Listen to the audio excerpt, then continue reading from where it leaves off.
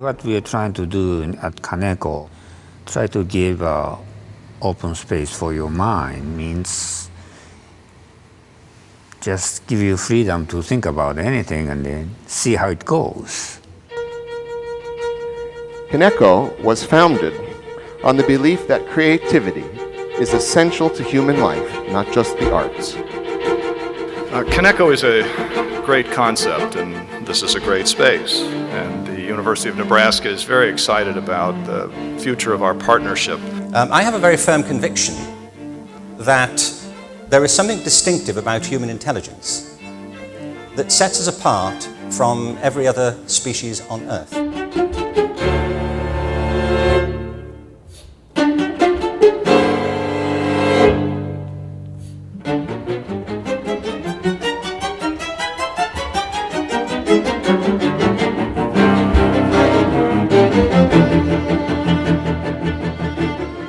Culture, by definition, is the blanket of moral and ethical values that we place around the individual human being to keep at bay the barbaric heart that history teaches us lies just beneath the surface of every one of us. It is culture that allows us to make sense out of sensation, to find meaning and order in a universe that may have none. It is culture that allows us to respond to what Abraham Lincoln said when he said, "Always seek the better angels of your nature."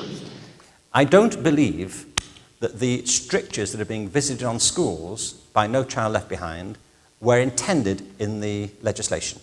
It's a very serious piece of work put together by serious-minded people with the best interest of the country at heart. You could tell that. The trouble is, it's based on a misconception. And the misconception is this.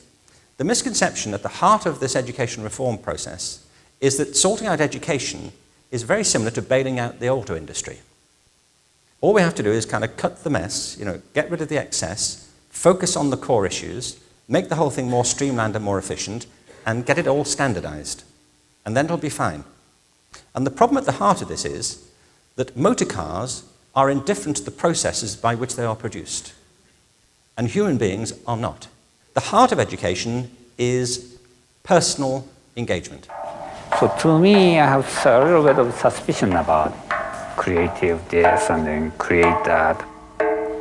I don't think creative energy is anything special. I really believe everybody has it. Somehow, as people grow, some people start losing that part of it. Some people just learn how to keep it or maybe make it stronger. My experience is that very many people go through the whole of their education and never discover what their true natural talents are.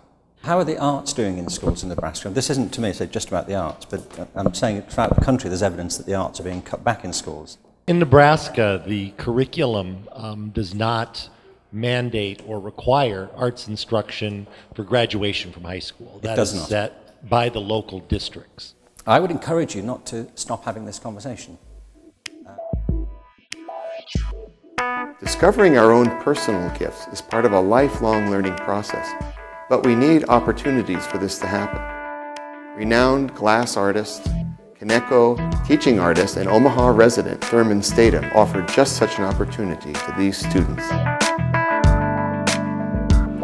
They like drawing on paper, and I changed it quite a lot. See, in fact, I wanted to change it so much, I made a trick door when they open at the hospital when they open it, later we could do this.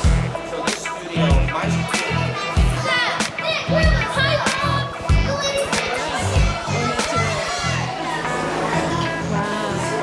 Talk to me. Tell me about your house.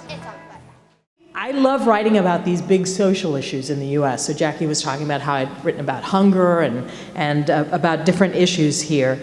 And usually what I do to try to get going on something is I find a big issue and then I go out and I interview a bunch of experts on that issue. So hunger, drug addiction, immigration. It had a universal theme, and I look for that a lot when I write, things that anyone can understand. Greed, injustice.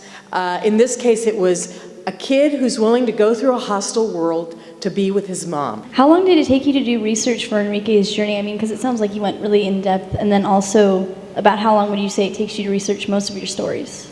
This, as a newspaper series, took me 2 years, and the book with that took almost 5 years. So I did months of research before I ever went to find Enrique. I hope someday in the future you'll send me some of your stories to take a look at. I think we all have really powerful stories to tell, and I'm sure your experiences here in Omaha, you have some amazing stories to tell, so right on.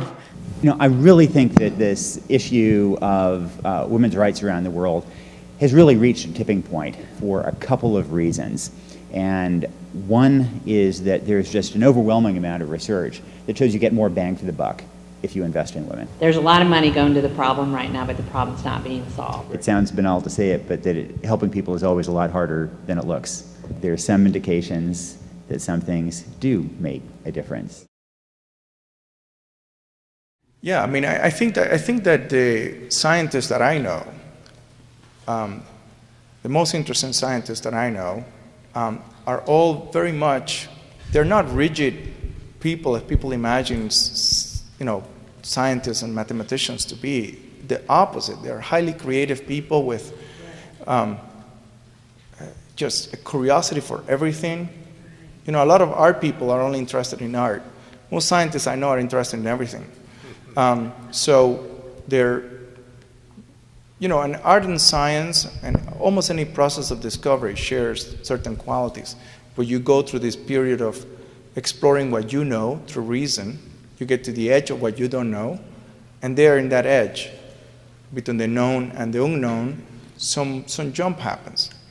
You can call that jump of creativity, you can call it whatever you call it, but the structure is very similar.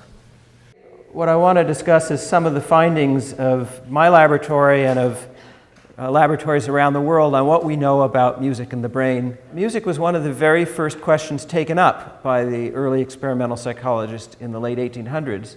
One of the things we've found is that music engages regions throughout the brain. In fact, it engages more regions of the brain than almost anything else that we know of. The promise of music for psychological health is that it can enrich our lives, certainly, and make us happier and increase mood just, you know, outside of a clinical setting. It helps connect us to our past, it connects us to others, it connects us to our true selves. The waves are breaking on the wall. The Queen of Roses spreads her arms to fly, she falls. You know, the Greeks used to say that one measure of the sophistication of a culture was by what percentage of time the average person spent engaged with art. I love that. And we think of the Greeks as a very scientific and artistic culture, and a political one. They had these three, they had balanced art with scientific inquiry and with social responsibility, which is what politics was for them, making the world a better place. For people that don't have facility with art, that don't have musicianship or painting ability or poetic ability, what advice can you offer for how to incorporate art into everyday life? But I didn't have facility or ability for it. I had instinct for it and passion. And art and music have been so marginalized in school systems that it's so great to see a place like KANEKO and see these kind of programs happening around the country. Nothing left to inhale. I've sucked everything from you. Body quivers and my mind is frail. Okay, so you're a classic case of a young person with great bursts of inspiration whose skill set is still being refined. And I'm still learning. And so am I. What I would do is to refine your skill set because you got some big stuff coming through you. And I ain't never going back again. But then the phone rings through tangled... Because we all kind of have our own sort of coded way of saying something. In my mind, when I write a song, there is a perfect listener. And that perfect listener is the highest form of myself. Do you ever just let it out and let it go without even knowing what's coming? I don't contain my passion or my impulse or my longing or all of those things that are intensity. I give them structure. So just what is open space for your mind? It is an experiment. There are risks, but taking risks isn't anything new for June KANEKO. Have to have a sense of adventure, otherwise I think artists would have a hard time to go any place. I'm looking forward to sharing this opportunity with so many of you and from different walks of our community. When I heard that this was the topic today, I started thinking about that and realized that, you know, I've been doing what I do for 35 years, and I collaborated from the beginning in making records. So I realized that real collaboration requires a kind of maturity of development that you can let go of your certitude.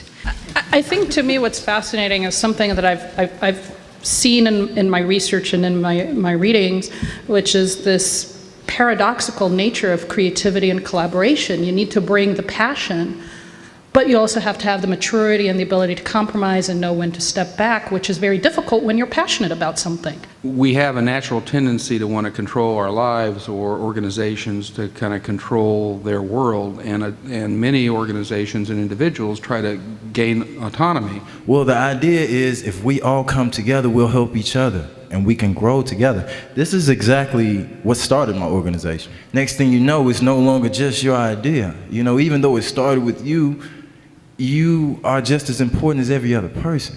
You're a visionary, which is something that's even beyond collaboration. And in my experience, people want to collaborate with visionaries. I think there's an individual's creative life, an organization's creative life. I think there's also a creative life of a city. Omaha is thick with visionaries, especially right now. So I think part of what we need to do, in addition to support art in the school, is redefine what creativity is for most people. The task, the hard work, is to stay awake and not tend towards cynicism or inertia or isolation. We're sitting here talking about how we collaborate, and I'm happy to be part of that conversation.